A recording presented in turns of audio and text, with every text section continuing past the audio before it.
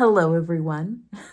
Happy Sunday. I'm filming this on Saturday. This is just going to be kind of a quick little video because do you notice that my walls are finished? My room's done. Yay. I mean, it's done as in the construction's done and we finished painting it today.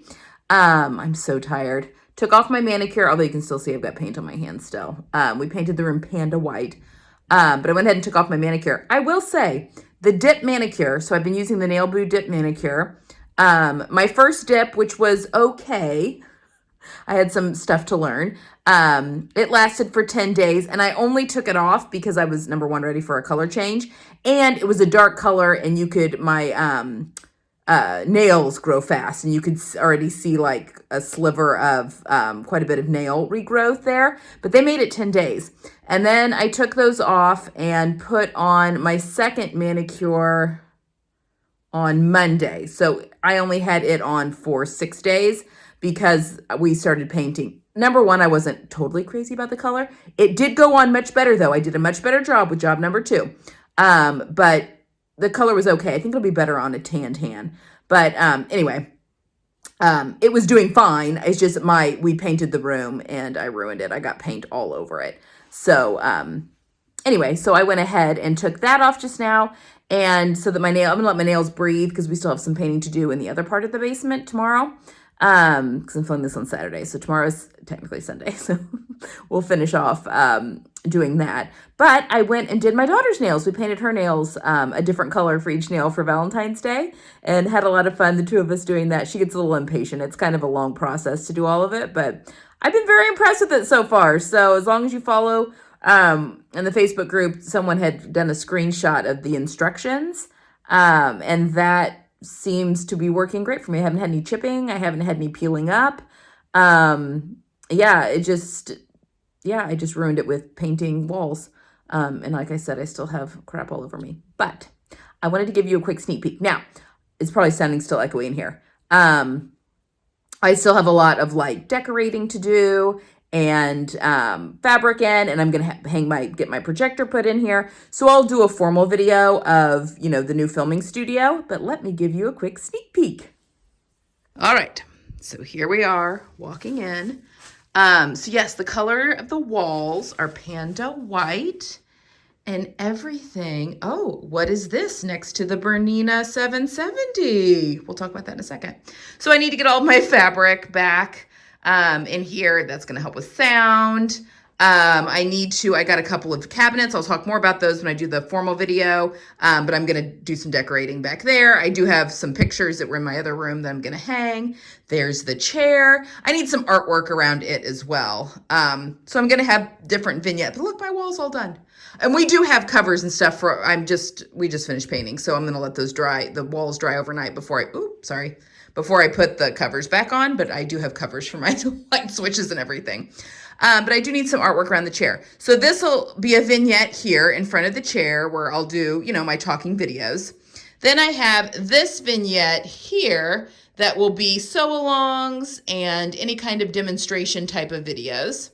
And then I will have the vignette above the table. I've got my overhead, it's in the sewing room. I still have a lot of sorting out to do, but my cutting table, which I will use as a cutting table, that is a secret project that you'll see on Tuesday.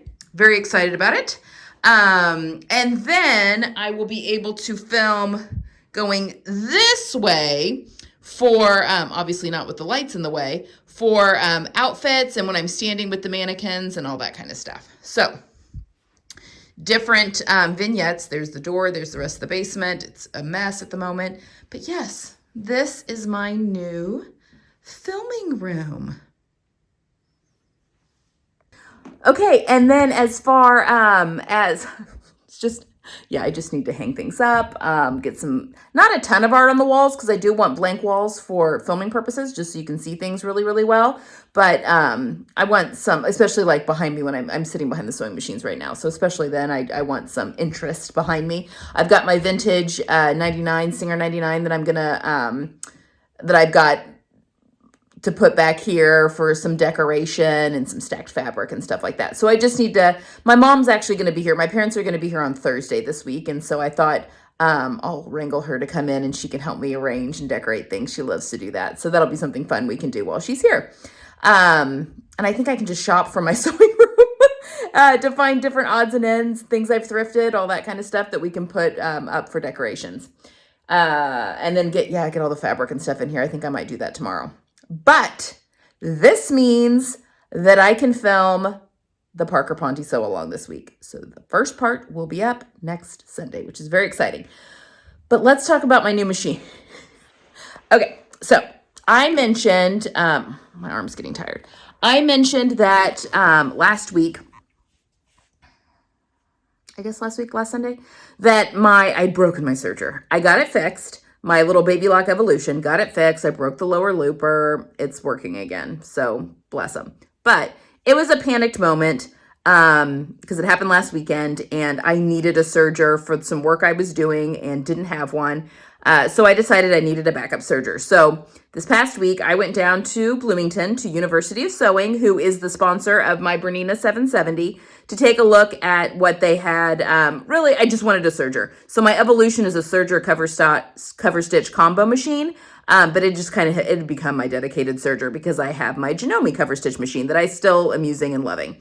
So I just needed a serger. I didn't need a serger cover stitch combo. I just needed a serger because my cover stitch is fine. And technically my Evolution can be converted to a cover stitch as well. So I've got 2 of those.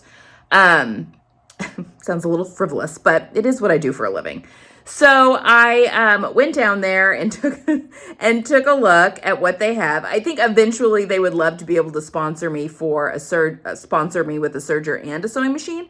But obviously they've just given me the sewing machine, which is, it's a great deal for both of us.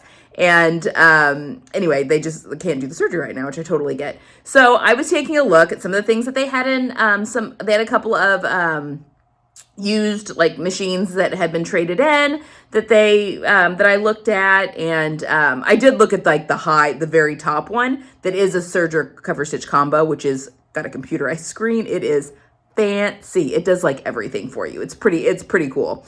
But anyway, I just needed a serger. So I was looking at lower ends and I bought a really nice serger.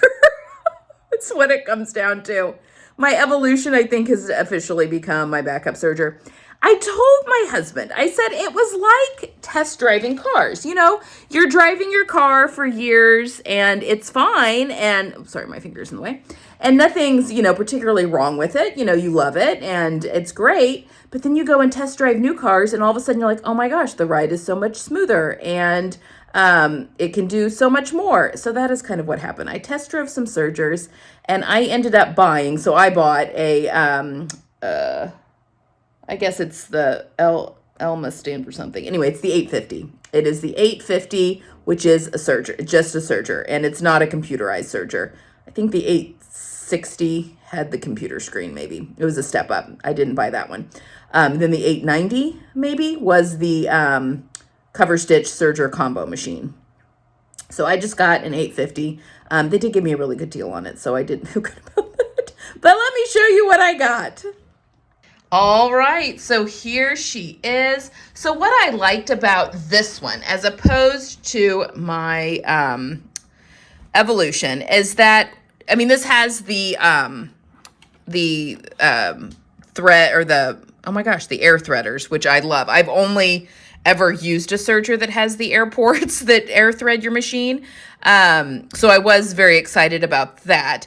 But it's got the tension dials, and my Evolution doesn't. It doesn't have any tension dials for your threads, which was nice in that it kind of did it automatically for me. But there are occasions when you're wanting to do something maybe a little bit different. Not a lot, but there were occasions where I wished I could play around with my tensions. I also really loved is they have it threaded for me because they demoed it and she just left the thread on there, which is very kind. But as you can see, it's color coded. Do you see the little yellow, green, blue, and red, which I find very helpful. So then when you come down here, you've got your yellow, green, blue, and red. So you know that where the threads need to follow. And then the picture shows you everything, everything where the red thread needs to go is red and blue and so on and so forth.